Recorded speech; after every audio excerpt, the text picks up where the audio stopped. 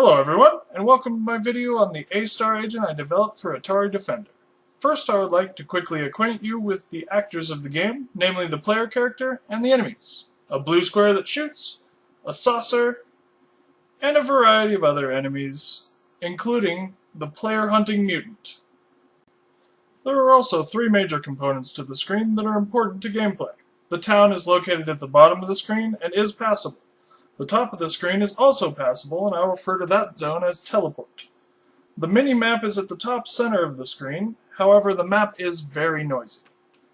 If the player travels into the town, they are safe from attack and can use the bomb ability. If the player travels off the top of the screen, they will reappear at the bottom after a delay.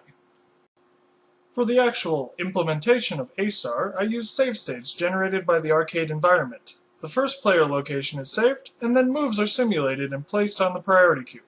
The scoring moves are almost always prioritized, though the heuristic does most of the lifting to keep the agent moving between scoring moves and alive. Once the best move chain is chosen based on the score, G, and the heuristic, H, the moves are simulated and the process begins again from the new location.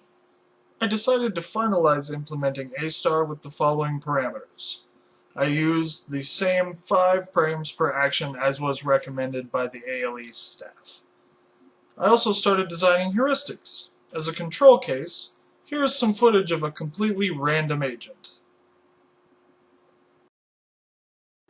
The agent performs surprisingly well, though it can get stuck in town at the bottom. My first designed heuristic was simple, but it kept the agent from getting stuck in town. The up-left agent does not perform fantastically, but it does act predictably.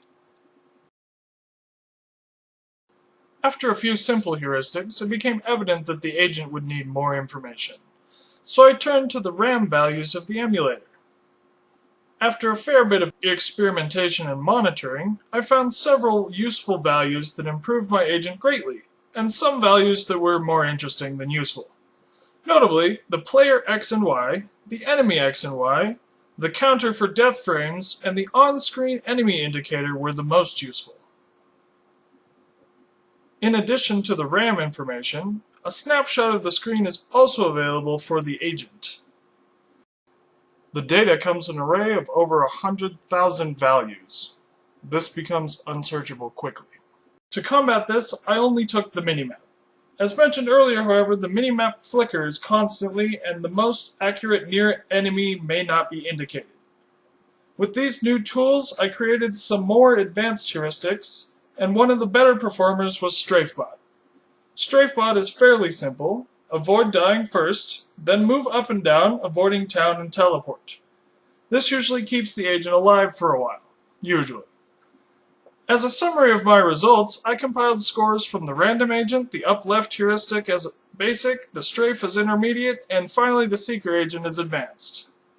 To conclude, I would like to leave you with the footage of the seeker agent, but first I'd like to thank my sponsors and the people who made this possible. This has been Jacob Kirkland. Thanks for watching.